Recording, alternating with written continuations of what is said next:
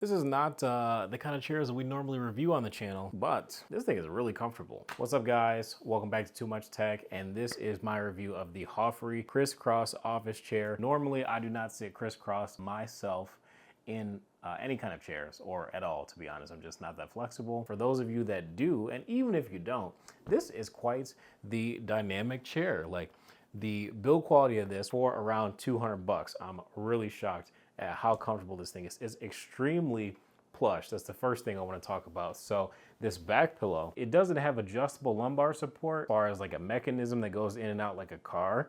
For $200, I don't really expect that, but this pillow really does the trick. You place it, let's see, I'm gonna put this mid back, and this is pretty comfortable. And even if I didn't want to use it as a back pillow, I could put it all the way down so it's like a little bit closer between like my butt and my spine. That works really good too. And if I wanted to slide it up and use it as a headrest pillow, this actually might be the play. The headrest is pretty adjustable as well. So on the right side of the headrest, you can press in this little tab and move it up and down, very similar again to a car. It's pretty nice. It's very wide. It's not obviously as plush as this pillow is. So if you do want a more plush pillow instead of a more firm supportive pillow, you can use this in addition to that. But I do love how wide it is, and none of this moves around because since everything is fabric, it kind of locks it into place as long as you're sitting down. So if you are going to be getting up constantly, you will have to readjust your pillow. That is kind of a con, but you know, the alternative to that is that it could be Velcro, and then it could damage the fabric. You know what Velcro does when you put it on something that is not supposed to be there? It looks kind of ugly. I'm glad that this chair does not have that. Now, let's get to the crisscross part. That's the important part about this chair. So the way to do it, you're just going to pull the chair armrests in as much as possible, and then it's going to release all the way down, and then you're going to hear several clicking noises as you bring it up to lock it back in place at whatever your desired angle is. But using these as armrests works really good.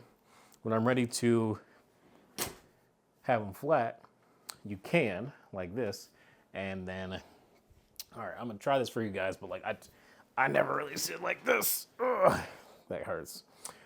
So you can do it. Would I sit like this? No, I don't find this position comfortable for me personally, but for those of you that do, you have a ton of space here.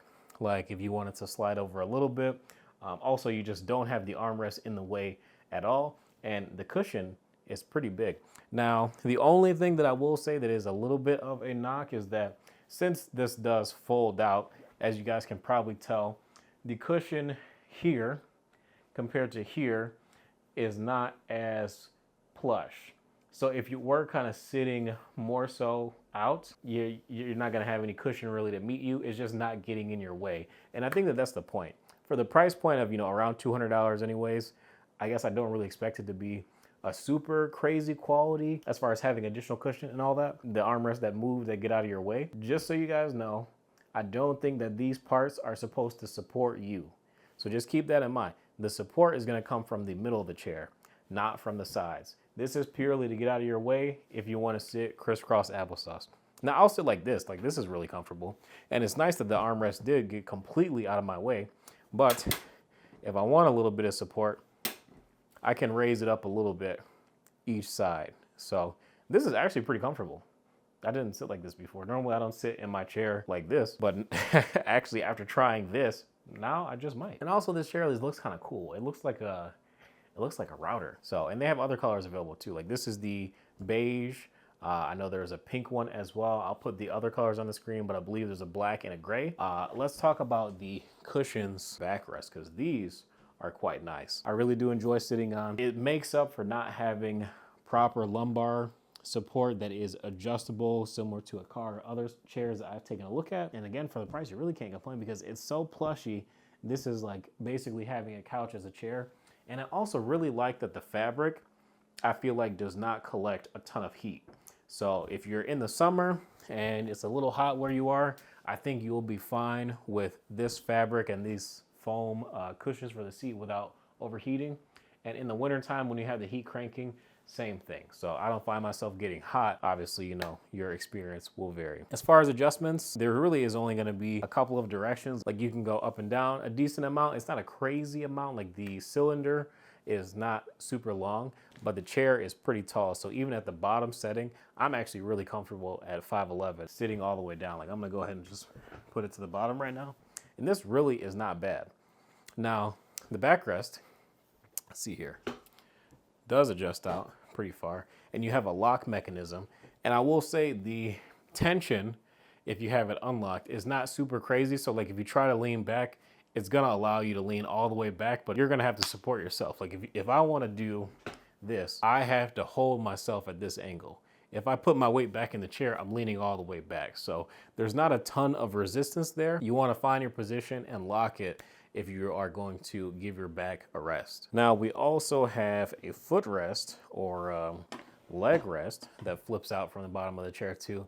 And I have never had a chair that I enjoyed using this until now. This is actually pretty comfortable. So the mechanism sliding it in and out is not super smooth. Like, you know, that could use maybe like a little bit of a different material. Like I'm not gonna say it could use lube, because if you use lube and you accidentally touch the rail, then your hand is gonna get dirty. So you don't wanna lube it, but I wonder if there's something else that they can do to make it smoother.